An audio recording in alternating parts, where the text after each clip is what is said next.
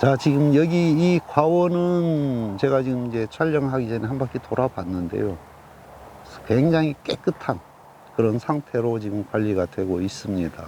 그리고 지금 뭐 이제 나중에 또 영상을 보시겠지만은 지금 나무 이 측지와 측지 간격, 그리고 뭐 도장지 또는 뭐 발육지 이런 것들이 굉장히 잘 정리가 돼 있는 그런 상태입니다. 그래서 뭐 이 가오는 현재 문제되는 요인은 거의 없다고 볼 수가 있습니다. 굳이 문제 요인을 지적을 한다면 지금 주간 상단부 쪽에 조금 착과수가 많은 그런 상태이기 때문에 뭐 이 착과수는 뭐 앞으로 지속적으로 조절해 주면 될 것 같고요.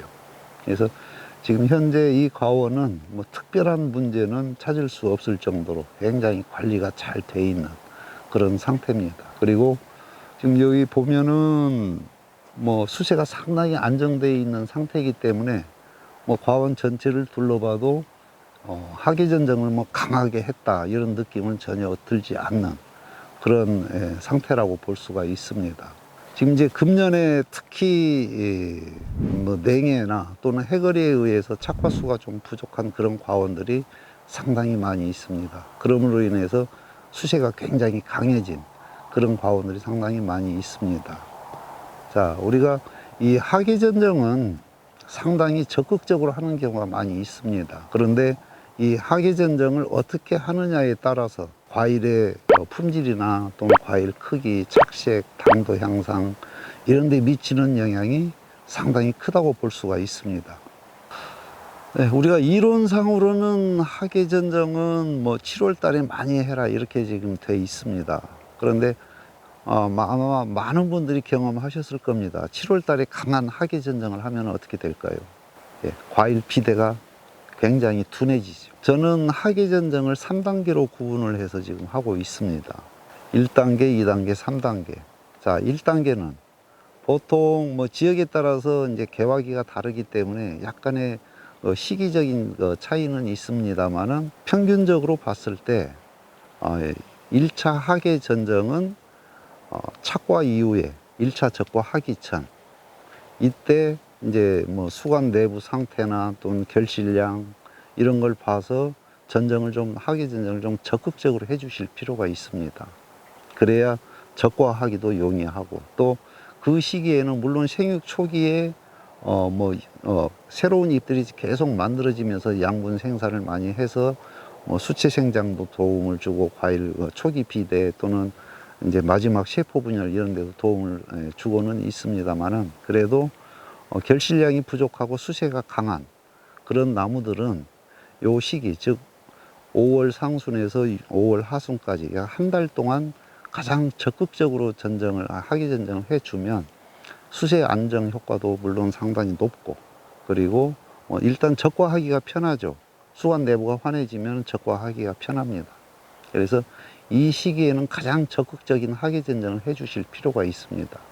자, 그리고 이제 6월, 7월 요 기간에는 조금 소극적인 전정을 해 주실 필요가 있습니다. 그래서 수관 내부나 수관 외부 쪽에 강한 도장지 한두 개 정도. 그리고 이제 본격적인 하계전정은 7월 중하순경. 이때는 역시 너무 강한 하계전정을 하게 되면 과일 비대도 문제가 되지만 또 지금 화합분할을 되고 있는 시기이기 때문에 그 시기에 너무 강전정을 해버리게 되면 2차 생장이 많이 발생하게 됩니다. 그래서 보통 우리가 이제 입이 과일을 키운다 이렇게 얘기들을 많이 하죠. 그런데 자, 이 경우를 한번 보시면은 여기에 지금 강한 발육지가 있습니다. 그런데 지금 생장이 멈췄어요. 그러면은 이 과일, 이 신초 같은 경우는 지금 보기는 싫지만 이걸 남겨두시는 것이 좋습니다. 우리가 잎이 사과 잎이 동화 양분을 생산해서 수채 생장을 촉진시키고 과일 비대를 촉진시키는데 시기적으로 이 잎들이 하는 역할이 다 다르죠. 자, 초기에 개화에서 착과할 때까지는 이 화촉엽 또는 과촉엽들이 그 역할을 담당을 하게 됩니다. 그런데 이 화촉엽이나 과촉엽은 굉장히 그 역할을 하는 기간이 굉장히 짧아요. 이런 화촉력, 과촉력이 초기에는 과일을 키우는 그런 역할을 하고, 그 다음에 이제 그 단계가 살짝 넘어가서 지금부터는 이 과대지, 그리고 이 측지상에서 형성된 이런 단과지엽, 이런 것들이 과일을 키우는데 양분을 많이 생산해서 과일을 키우는데 많은 도움을 주게 됩니다. 그런데 우리 농업인들께서는 이런 강한 발육지나 도장지를 굉장히 적극적으로 제거를 하는 그런 관리들을 하고 계십니다. 그런데 이 도장지나 강한 발육지들이 하는 일은 다르죠. 자, 이 도장지나 발육지들이 생장을 계속 하는 기간, 뭐 금년 추세로 보면은 금년에는 5월 20일부터 1차 생육정지가 시작되면서 모든 수채에서 생육정지가 굉장히 빠르게 진행이 된 그런 특성을 가지고 있습니다. 그래서 우리가 통상적으로 보면 6월 하순이 돼야 80 내지 90%의 1차 생육정지가 이루어지는데, 금년에는 거의 뭐 6월 한 15일경, 뭐 그 경우에 따른 그보다 더 빠르게 1차 생육정지가 8, 90% 멈춘 그런 과원들이 금년에는 굉장히 많았습니다. 그래서 그런데 요 강한 발육지나 또는 도장지들이 초기에 생장을 계속 할 때에는 여기에서 만들어진 동화양분은 자체 소비를 하게 되죠. 그러나 지금처럼 이렇게 거의 모든 신초들이 뭐 측지 연장지 일부를 제외하고 모든 신초들이 생육을 정지한 시기부터는, 자, 지금부터는 얘들이 여기에서 만들어진 양분들이 과일을 키웁니다. 뭐 보기 싫다고 이런 서 있는 강한 발육지나 도장지를 지금 적극적으로 제거를 해버리면 얘들이 만들어낸 양분들이 지금 과일을 키우는데 가장 본격적으로 일을 하는데, 이걸 없애버리면 과일이 크는 게 굉장히 더뎌지죠. 그리고 이런 애들은 끝까지 사과 수확할 때까지 여기에서 양분을 생산을 해서 우리가 과일 품질을 높이는 데 역할을 합니다. 그래서 이런 잎들이 많이 있어야 솔비톨도 많이 만들어지고, 그 다음에 탄수화물도 많이 만들어서 당도도 올리고, 또 이런 잎들이 많이 있어야 안토시아닌 생성량도 많아져서 착색이 빨리 되게 하는 그런 역할을 하게 됩니다. 그래서 지금부터는 측지 외부 쪽에 아직도 생장을 하는 강한 도장지 이런 거 외에는 가급적이면 손을 안 대시는 것이 좋습니다. 그리고 이제 7월 중순에서 7월 하순에는 그냥 가벼운 하계전장만 해주세요. 그때 너무 적극적인 하계전장을 하면 가장 과일이 많이 크는 시기가 7월, 8월 두 달이죠. 근데 이때 과일 피대가 상당히 더디게 되기 때문에 그때에도 조금 소극적인 그런 하계전정을 해 주실 필요가 있습니다. 그리고 이제 마지막 세 번째 하계전정은 우리가 보통 착색기 때 하게 되죠. 그런데 착색기 때에는 우리 농업인들 과원에 다니면서 보면은 거의가 서 있는 거는 다 제거를 해버립니다. 그러면은 얘들이 많이 있어야 안토시아닌도 많이 만들어지고, 그 다음에 솔비톨도 많이 만들어져서 이 과일이 품질이, 즉 맛도 좋고 색깔도 보기 좋게 만드는 그런 역할을 하는데, 이걸 너무 적극적으로 제거를 해버리니까 오히려 착색을 촉진시키기 위해서 하는 이런 모든 작업들이 오히려 착색을 더 늦게 하는, 또 착색이 더 잘 안 되게 하는 그런 역효과를 불러오는 경우가 굉장히 많이 있습니다.